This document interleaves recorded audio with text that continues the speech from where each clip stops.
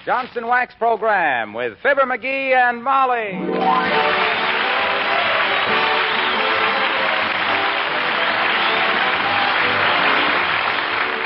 The makers of Johnson's Wax products for home and industry present Fibber McGee and Molly with Bill Thompson, Gail Gordon, Arthur Q. Bryan, Lee Benaderet, and me, Harlow Wilcox. The script is by Don Quinn and Phil Leslie. The music by the King's Men and Billy Mills Orchestra.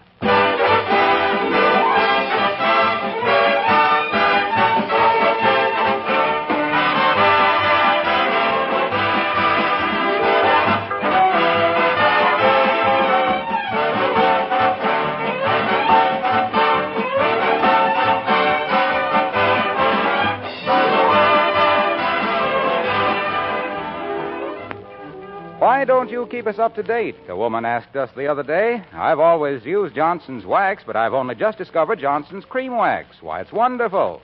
Well, she's right. This newest Johnson's polish really is wonderful for furniture and woodwork.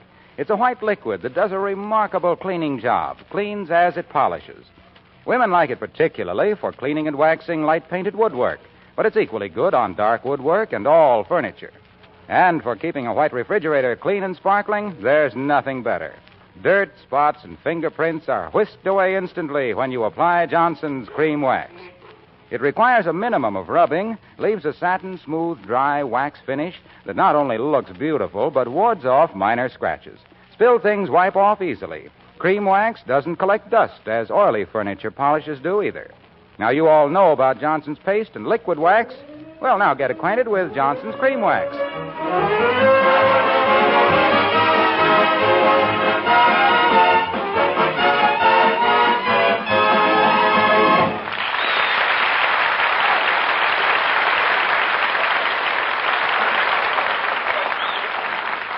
Well, to see Mrs. McGee of 79 Wistful Vista helping her husband make his annual selection of camping equipment, you'd never suspect that the only outdoor sport she really loves is her husband. But here at Abercrombie and Snyder's, where you can get anything from poker dice to elephant traps, we find Fibber McGee and Molly.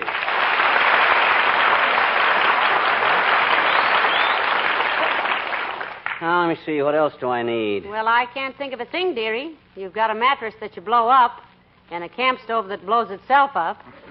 Oh, my gosh, a camp stove. That's what I need. Hey, Bud, is anything new in camp stoves? Oh, yes, indeed, sir.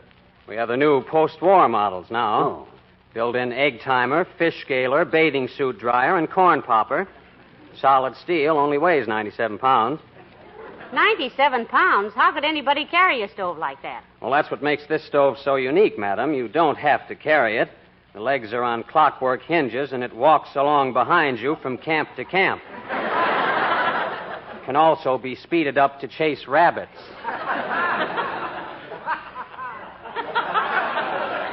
Let me see one of them. Well, I'm afraid we'll have to wait until 2:30, sir.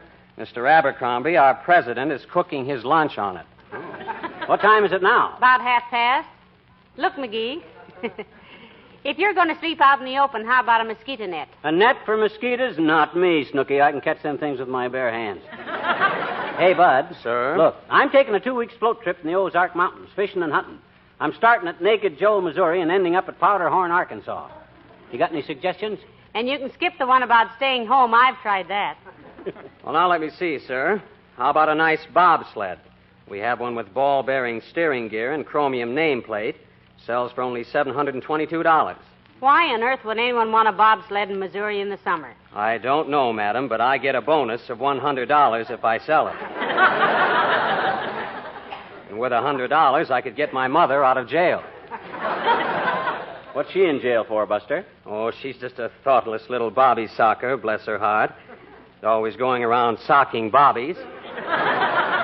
Oh, by the way, sir, how about hip boots? Need any hip boots, dearie? Yours leak in 7 places. Gee, do they really? Yeah, don't you remember? You call them your 7 leak boots? You got any good hip boots, Bud? No, sir, but next week we expect some in. Good ones, too. Mm-hmm. They have a double sole with 4 ounces of water sealed in. Mm-hmm. That gives you the squish without the discomfort. Well, I guess you've got about everything you need, McGee. Just add those items up, sir, and let us know what the bill is. You got everything there, Bud? The fishing rod, the air mattress, the combination can opener and spud slicer, the waterproof matchbox, and the compass? Yes, sir, but are you sure you want this kind of a compass? This is the kind you draw circles with. I know that. I find I always travel in circles anyway. Well, this time I'm going to mark the map beforehand. Get me my bill, Bud. Yes, sir, and if I'm not back immediately, I'll be back of the elevators sneaking a smoke. Honest, lad. Look, Molly, why don't you change your mind and come on this fishing trip with me? My gosh, you'll have a wonderful time. No, thank you, dearie. I'll spend the 2 weeks cleaning the living room curtains and papering the bedroom. You just... Oh, for goodness sakes. Hello there, Millicent. How do you do, my dear? Good day, Mr. McGee. Hi, Carsty. Buying some sporting equipment? They got some wonderful underwater goggles here. Great for finding that last butter knife when you're washing the dishes. No, I just came in to get Mr. Carstairs a birthday present, Mr. McGee, an archery set, I think. He's always wanted a bow and some arrows. Has he a quiver, Millicent? For a while, when he first gets up, my dear. But a few cups of black coffee usually stops it. Did you ever try archery, Mr. McGee? Not since he was a little boy, Millicent. He played Cupid in a school play and shot the principal in the left flank with an arrow. And anybody that thinks Cupid is a symbol of love should have seen him chasing me with a chair leg. You going away this summer, Millicent? Oh, yes. We expect to spend a few weeks at our hunting lodge in Maine. Oh. Such a grand place to relax, you know. Why, some evenings, and this is quite confidential, my dear, some evenings we do not even dress for dinner. Oh. Oh. Heavenly days. You hear that, McGee? Up there in Maine, they really rough it. Yeah. Better not let down too much, Carsty. First thing you know, your husband will be coming in a T-shirt to tea. In a T-shirt.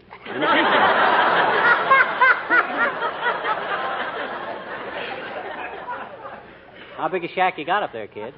Oh, it's just an old log cabin, Mr. McGee. Mahogany logs, of course. Well, Nat.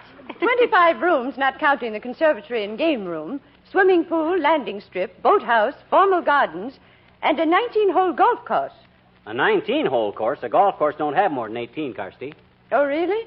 Well, I don't play golf myself, but Mr. Carstairs is always telling about taking 8 or 10 shots to get out of a trap on the 19th. Are you going away this summer, my dear? I'm trying to get her to go on a float trip with me for some fishing, Carsty, but she don't want to go. Oh, I have so many things to do here, McGee. You'll have fun going by yourself. Do you fish, Millicent? No, but I'm a rather good with a shotgun, my dear. You must go out sometime and shoot skeet with me. Oh, I'd love to, Millicent. You shoot 'em and I'll cook 'em, Molly. I got a recipe for broiled skeet that I've used for years. Ain't they delicious, Carsty? Simply delightful, Mr. McGee. And no bones. Well, I must be getting on. Have a nice summer, both of you. Good day.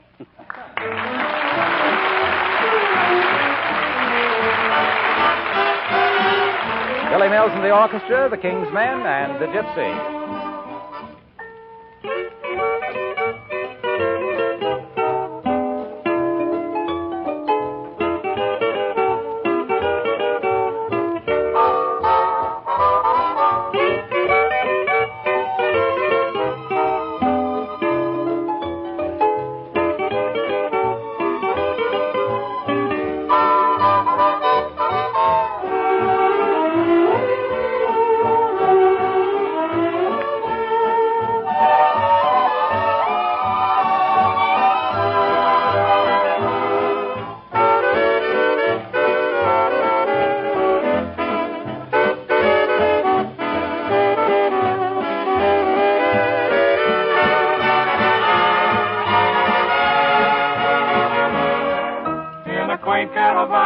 There's a lady they call the Gypsy. She can look in the future and drive away all your fears. Everything will come right if you only believe the Gypsy. She could tell at a glance that my heart was so full of tears. She looked at my hand and told me my lover was always true. And yet in my heart I know, dear, somebody else was kissing you. But I'll go there again, 'cause I want to believe the Gypsy. that my lover is true and will come back to me someday.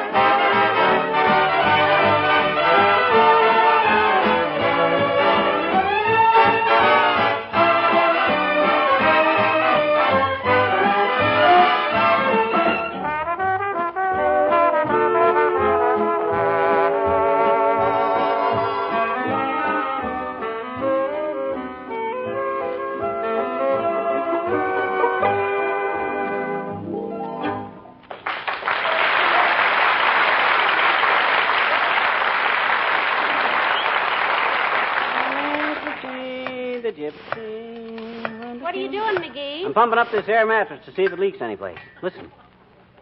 Oh, I don't hear any leaks. Look, why don't you go on this trip with me, Molly? You like to fish. I'd like to. Yeah, but I don't like sleeping on the ground, dearie. Oh. I like to get close to nature, but not that close. You take this trip alone. Oh, well, gee whiz. Besides, I have so many things to do around the house. Paper the bedroom, clean the curtains, and the... Come in. Oh, hello there, Dr. Gamble. Do come in. Thanks, Molly. Hello, Bulgy. What's the bicycle pump for? Gonna put the tube in your mouth and inflate your ego? No, Aerosmith. If you would use those faded blue eyes of yours for something besides winking at nurses, you'd see that I'm pumping up this air mattress. He's going on a fishing trip through the Ozarks, Doctor. Are you going with him, Molly? Or do you welcome the interlude of peace and quiet with a little boom face out of your hair? Well, he wants me to go, Doctor, but I think it would do him good to get off by himself and not be bothered by having me to look after. Oh, come on, Molly. You're no trouble. I'll bet she's no trouble, Bucklewort. You just want her along. You only want her along because she can cook. By yourself, you'll come home with 3 crappies and dyspepsia. Oh, is that so? Well, I'm a pretty good camp cook myself, Fatso. I remember one time up in Alaska, I took 2 wild ducks, skinned them, wrapped them in clay, and buried them in hot coals for 3 hours. You remember that, Molly? Indeed I do, dearie. And I bet they would have been delicious, too. What do you mean, would have been? I couldn't remember where I'd buried them. As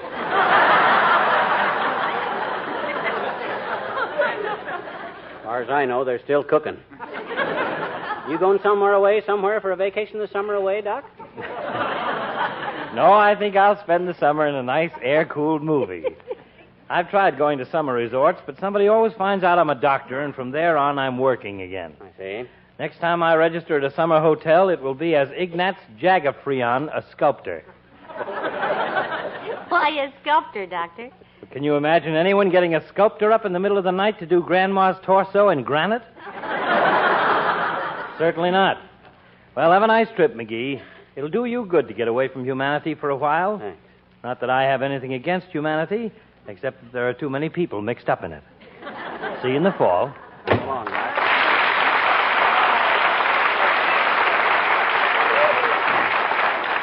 My, isn't he a sweet old character? Yeah, Doc's a great guy. Only thing is Listen, is that mattress leaking? No, dear, you're leaning on the bicycle pump. Huh? Oh. For a minute, I thought it was leaking. Hello, folks. Hey, I hear you're going on a fishing trip, pal. Yes, he is, Mr. Wilcox. He's leaving in just a little while. Going to take a float trip, Junior, with Walter Bales, starting from Naked Joe, Missouri, and ending up at Powderhorn, Arkansas. Float down the river, camping and fishing all along the way. Gee, that sounds like fun. No rowing, eh? Nary a row, Junior. Just sit there on your big air mattress and let the river do the work.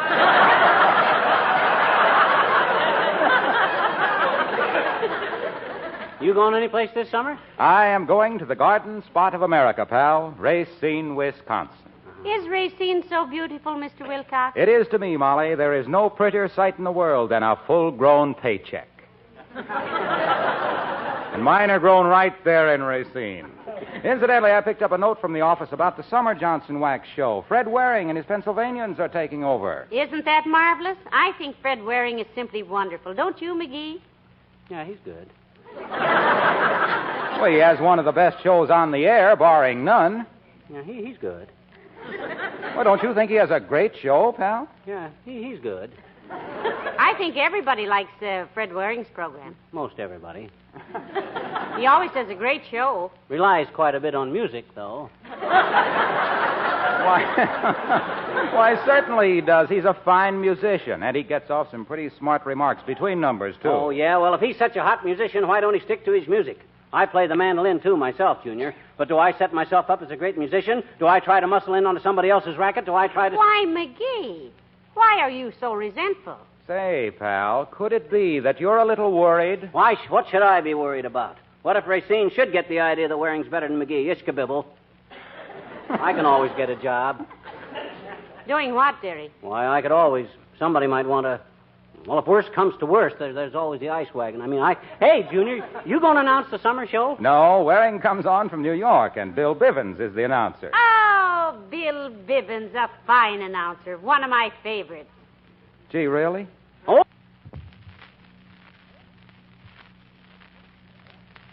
Gee, really? Oh, she's always...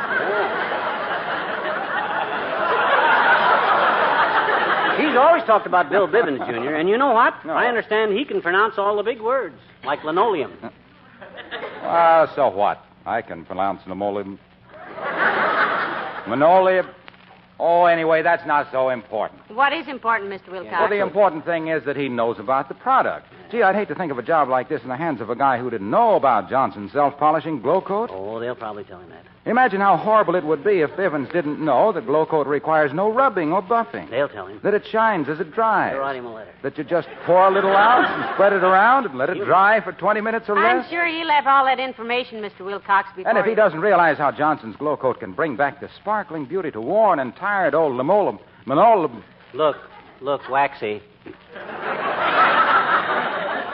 Why don't you write him a letter about it? Oh, I did. I sent him a 700-word telegram of instructions. Why, that was a mighty nice thing for you to do, Mr. Wilcox. Well, I figured it was better to be sporting about it. 700-word telegram must cost you a handsome nickel or so, Waxy. No, I sent it collect. Ooh. See you in the fall, kids. Good luck. So long, Ronald.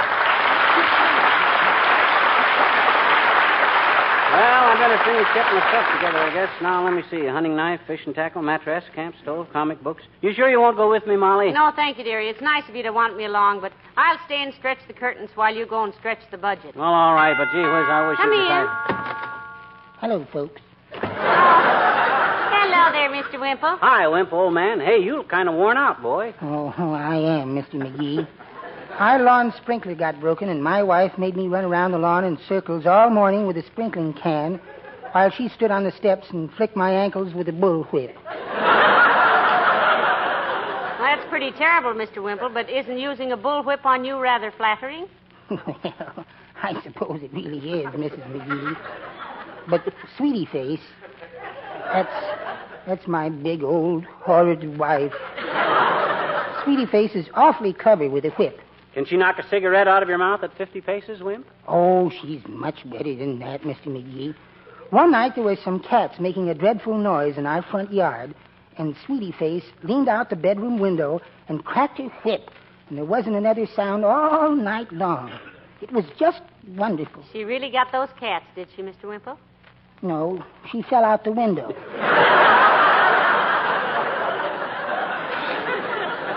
Wimp, I predict that one of these days you'll get tired of being pushed around, and you'll let her know who wears the pants in your house. Oh, you're so right, Mr. McGee.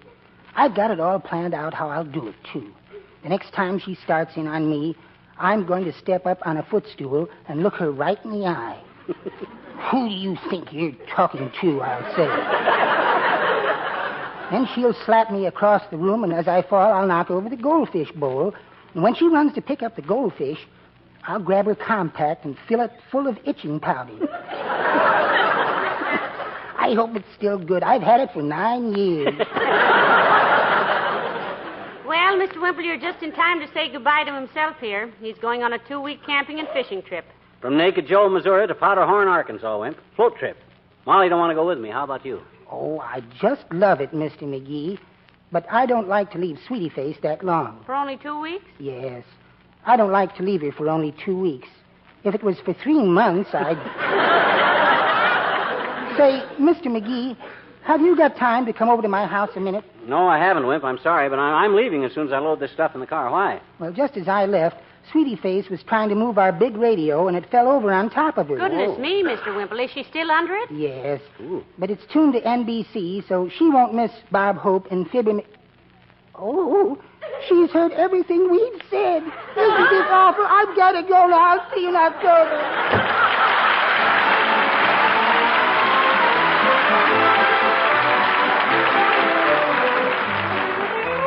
And here are the King's Men, and it's a grand night for singing. It's a grand night for singing. The moon is flying high, and somewhere a bird who is bound to be heard is throwing his heart at the sky. It's a grand night for singing. The stars are bright above. The earth is aglow, and to add to the show, I think I am falling in love. Falling in love. Maybe it's more than the moon. Maybe it's more than the bird. Maybe it's more than the sight of the night in a light too lovely for words. Maybe it's more than the earth, shining and silvery blue. Maybe the reason I'm feeling this way has something to do with you. It's a grand night for singing. The moon is flying high, and somewhere a bird who is bound to be heard is throwing his heart at the sky. It's a grand night for singing. The stars are bright above. The earth is aglow, and to add to the show, I think I am falling in love. Falling head over heels in love.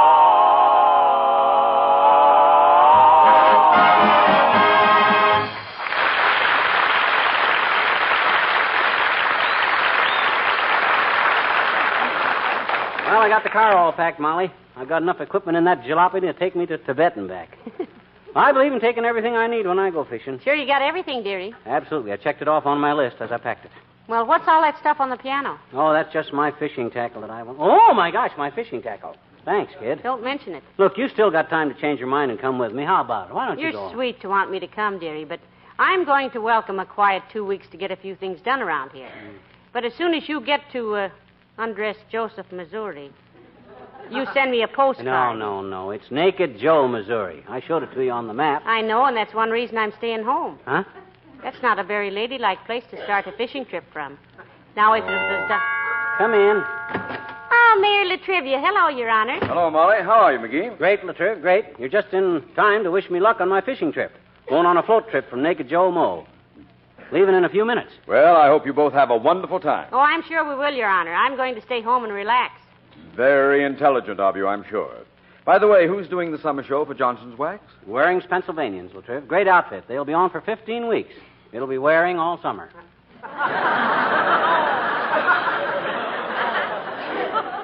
What do you think it's been all winter? Why, Mr. Mayor, you made a joke. Well, I'm not very proud of it, personally. Jokes about a man's name are always very clever to the person who perpetrates them, but pretty old hat to the one whose name it is. You mean Fred Waring? In this case, yes. Did you ever meet him, Mr. Mayor? No, I never had that pleasure. Then what right have you got to make remarks about his clothes? I didn't make any remark about Mr. Waring's clothes. Oh, yes, you did. You said his hat was pretty old.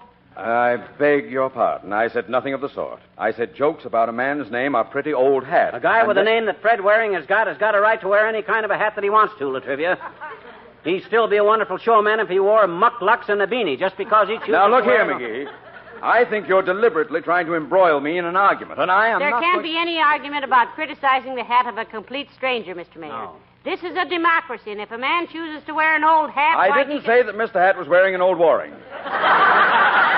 I mean, if he wants to lead his hat in an old band, wear his bath hand in a bandstand...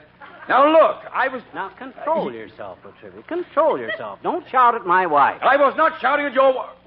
I was not shouting at your wife. I was only trying to explain that I made no reference whatever to Mr. Waring's hat. I was merely utilizing a certain slang expression. When you say something is old hat, it means that it's all too familiar. Have I made myself clear? Yes, but you might be a little more careful about indulging in personalities, Latriv. A man's hat is his own business, and an old hat... Oh, for heaven's sake, stop it. You know very well that I didn't intend to heifer to Mr. Hatting's reference. Reference to Mr. Waring's reefer, a riffle, a haffle. When I said that an old band leader has a hat, an old hat has a... You stated that nobody would try to do anything. We were... You...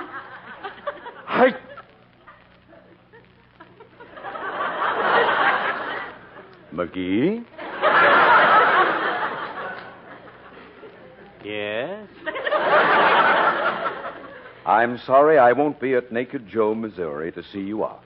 That's nice of you, Mr. Mayor. Yeah, thanks, Lieutenant. That's all right. It's an old dream of mine to see you floating down the river. Well, have a pleasant summer.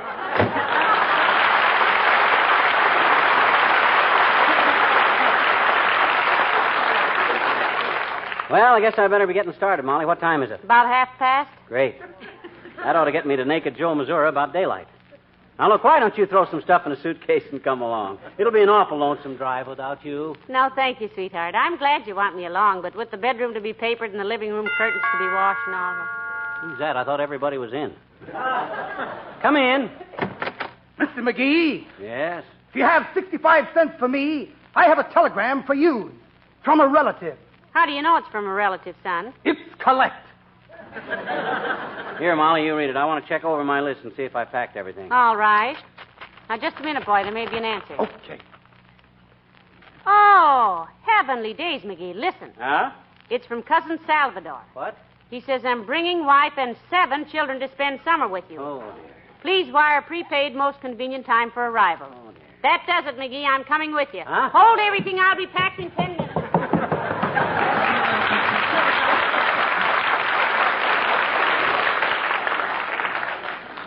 How much you say I owe for this, Bud? 65 cents, Mac. Here you are, Bud. Here's $1 for yourself. That was nice timing. Well, you told me to be here at exactly 1/2 so I done it. Thanks, Mac.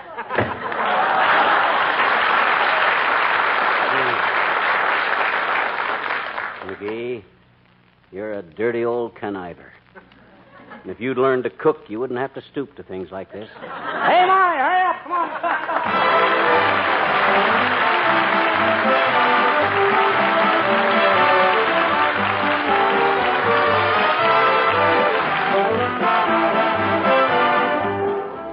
It's really great to be able to hit the highways again and enjoy the open air, but I think you'll agree it's even more fun if your car is clean and sparkling. That's very true, you say, but how do I get my old bus to sparkle without a lot of darned hard work? Well, the answer to that is an easy one. Johnson's Car New, and surprisingly little of your time. You'll be amazed how easy it is to give your car a beautiful polish with Car New. Unlike ordinary car polishes, it's a wax-fortified liquid that both cleans and polishes in one application. There's none of that hard rubbing. You just apply it and let it dry to a white powder. When it's dry, you simply wipe the powder off, and that old road grime goes right along with it. You'll hardly know your car. The finish will shine and sparkle as if it had just rolled off the assembly line. Try Johnson's Car New, won't you? It's spelled C-A-R-N-U.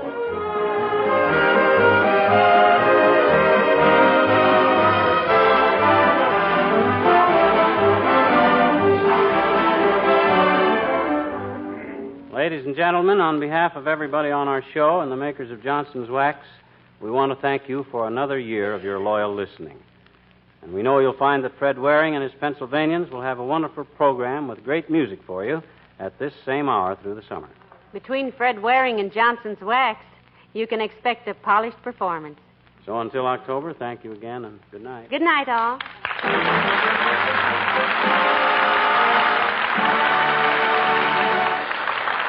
This is Harlow Wilcox, speaking for the makers of Johnson's Wax products for home and industry, inviting you to listen in again next Tuesday night when you will hear The Fred Waring Show.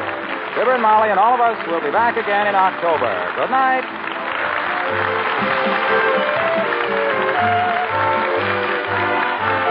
This is NBC, the National Broadcasting Company.